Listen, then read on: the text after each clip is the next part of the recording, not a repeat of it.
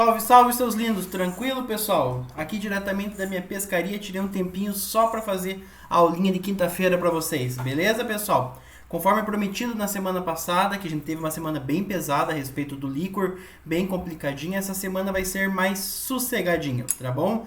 Vamos trabalhar aí um contextinho que a gente já vai dar uma introdução, mas a aula de hoje eu acho que tão mais importante que isso é fazer a devolutiva das questões discursivas, daqueles casos clínicos que nós tivemos da 10ª semana. Nós tivemos dois exercícios, um relacionado a algumas questõezinhas objetivas, onde as respostas vocês têm imediato como feedback ali no momento que vocês efetivamente fazem, e tudo isso vocês podem encontrar nos dois artigos ao longo de todo o texto que foi passado na semana passada para vocês. Agora, relacionado aos casos clínicos que nós tivemos na semana, nós vamos discuti-los agora, nesse exato momento, porque afinal de contas isso vai fazer parte da vida de um laboratorista, tá, pessoal? Então, quando vocês vão ter aí a felicidade de encontrar, por exemplo, uma amostra de líquor no seu plantão absolutamente sozinho e ter que realizá-la e ao mesmo tempo uma hipótese diagnóstica, aí que o bicho pega, tá? Então é que vai definir as crianças dos adultos. Então vamos dar uma olhadinha aí sobre essa devolutiva. Introduçãozinha da aula como base, devolutiva dos exercícios sobre os casos clínicos de líquor e a introdução sobre a próxima matéria que vai ser mamão com açúcar, prometido para vocês, vai ser mais tranquilinho. Pessoal, nós recebemos 4 casos clínicos, tá? 4 possíveis laudos que eu pedi uma interpretação para vocês. E dentro desses laudos nós tínhamos o quê? Uma hipótese diagnóstica e se o laudo apresentava alguma inconsistência. O primeiro laudo que a gente recebeu foi exatamente esse daqui. Então, como todo e qualquer laudo de aspectos biológicos, principalmente na parte de citologia de líquidos, nós devemos avaliar ele pelo quê? Pelas suas separações, se é que a gente pode dizer assim, que previamente já são definidas dentro de cada um dos modelos de laudo. Nós sabemos que os líquidos geralmente são separados por etapas, que envolvem aspectos físicos, microbiológicos, citológicos e até bioquímicos, dependendo se isso compreender aquele líquido em questão. Um líquido cefalorraquidiano, ou líquor, ou LCR, que é a mesma coisa, não foge desses princípios. Então, visualizando o laudo lá, primeiramente nós temos os aspectos físicos. Então, vamos dar uma olhadinha aqui.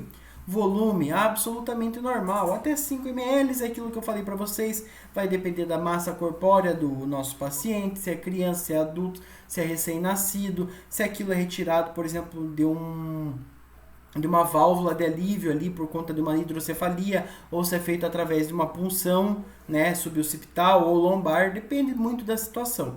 Mas 3 ml está absolutamente ok, era o que a gente esperaria de um paciente muito provavelmente adulto.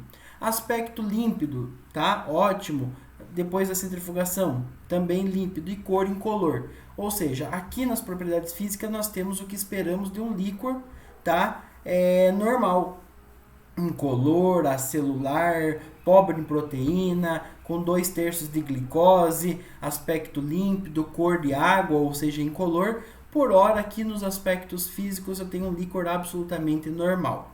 Vamos dar uma olhadinha nos exames citológicos, ou seja, aquilo que a gente vai realizar em câmara de Fuchs-Rosenthal. Hemácias 1, leucócitos 1 por milímetro cúbico, tá? Absolutamente normal. Poxa, professor, mas você comentou que quando nós temos leucócitos é meningite. Pessoal, cuidado com as afirmações no seu contexto literário, tá? O que acontece? Aqui do ladinho, tá? Todo mundo consegue visualizar? Opa! Tá? Tem uma coisa chamada valores de referência. Isso vai dar um norte tanto ao clínico quanto ao laboratorista com relação àquilo que a gente deve realizar ou que está dentro da sua anormalidade. Dependendo do laboratório onde você vai trabalhar, pessoal, muitas vezes nós colocamos 1 ou 2 leucócitos ou hemácias até mesmo, conforme a visualização mínima que nós temos. Lembra aquela regra do arredondamento? Não existe meio leucócito? Então, se porventura ao longo de todo o líquor você encontra uma hemácia ou um leucócito, muito provavelmente isso vai se tornar 1 aqui no nosso resultado. É muito difícil convencer a equipe clínica, né, no caso os médicos que coletaram, que não existe nenhum leucócito, nenhuma hemácia. Tá? Pode acontecer, claro, porque o nosso líquor ele tende a ser acelular, mas talvez no processo ali de coleta ou algo do gênero, pode ser que um ou outro venha aparecer. Por que eu estou dizendo isso, pessoal? Porque às vezes colocar, seja até mesmo intencionalmente, uma única célula é indicado, uma vez que é melhor do que justificar que aquele líquor foi feito a partir de uma coleta perfeita de um paciente que não tem meningite.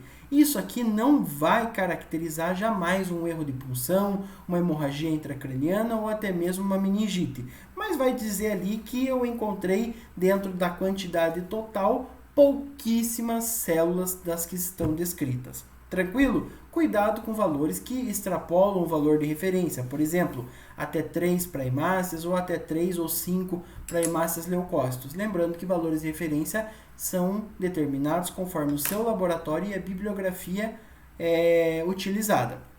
Bom, o que isso quer dizer? Que eu não tenho praticamente células, tá, dentro do meu líquor. Agora, tem um problema. Aqui embaixo eu tenho uma contagem diferencial das células. Pessoal, vamos fazer aqui um paralelo de uma historinha. Seria algo como uma sala de aula. A sala de aula é a nossa câmara de fluxo ozental, tá?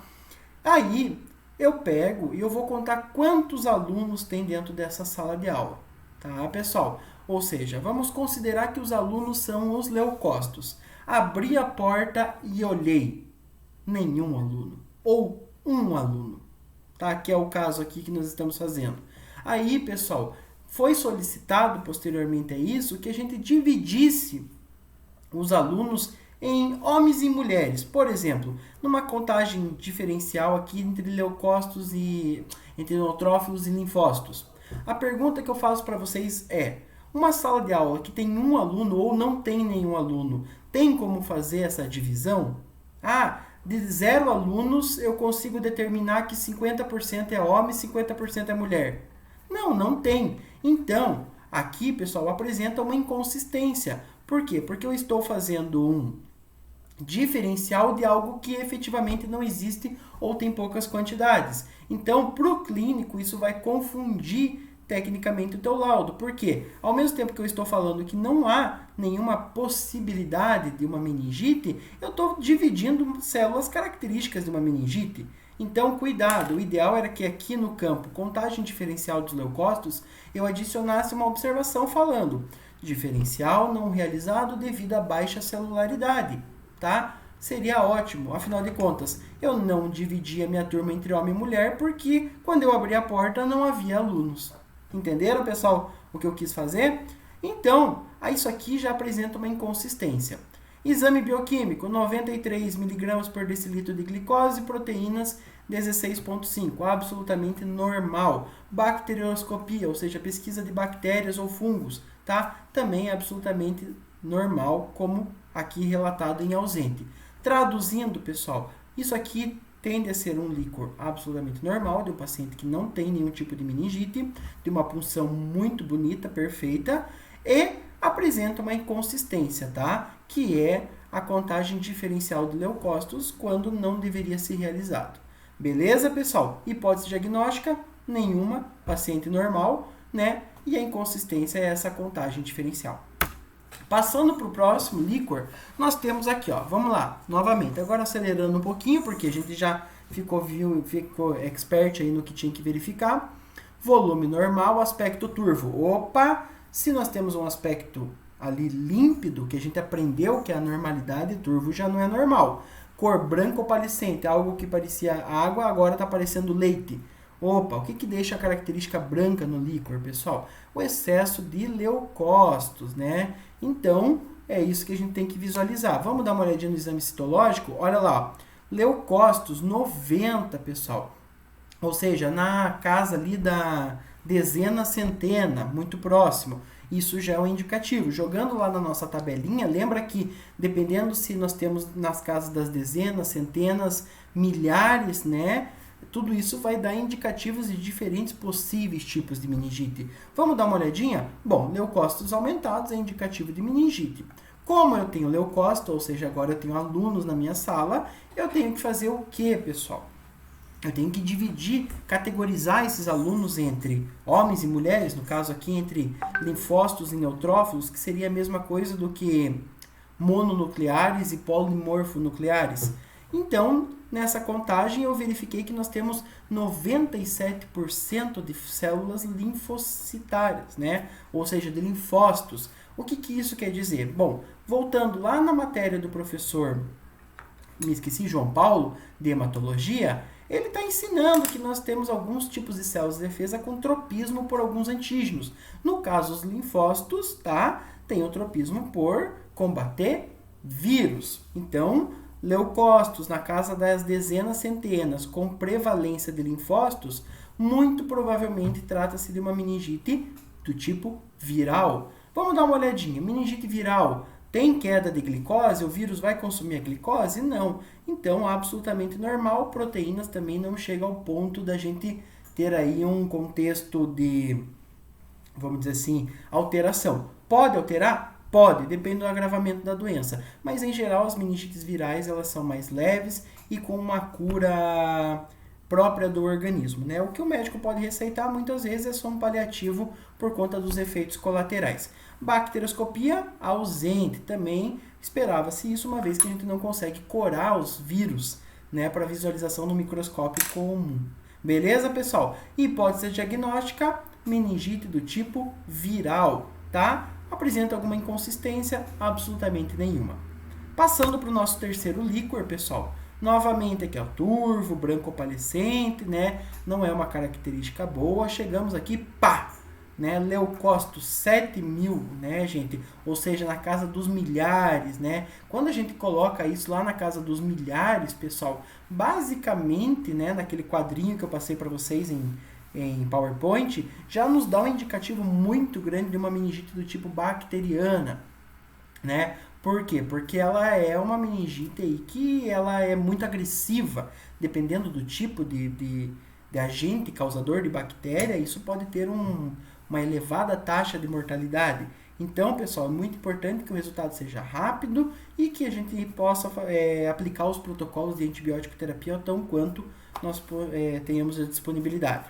Então, pessoal, dando uma olhadinha aqui, leucócitos já é praticamente aqui caracterizada a meningite na diferencial prevalência de neutrófilos. Lembrando lá do professor João Paulo, tá? Neutrófilos são características de células que têm tropismo por bactérias. Então, muito provavelmente fechando aqui um diagnóstico de meningite bacteriana. Vamos confirmar? Glicose baixa. Poxa, pessoal, se a glicose é 2/3 em média, ou de 60% a 80% do destro sanguíneo, quanto que estaria o destro desse paciente? Sei lá, 25, 30? Isso é normal? É claro que não. O pessoal já estaria passando mal nesse contexto aí, até mesmo entrando aí num processo de síncope e agravando a situação. Proteínas aumentados, então talvez um dano naquelas meninges, né?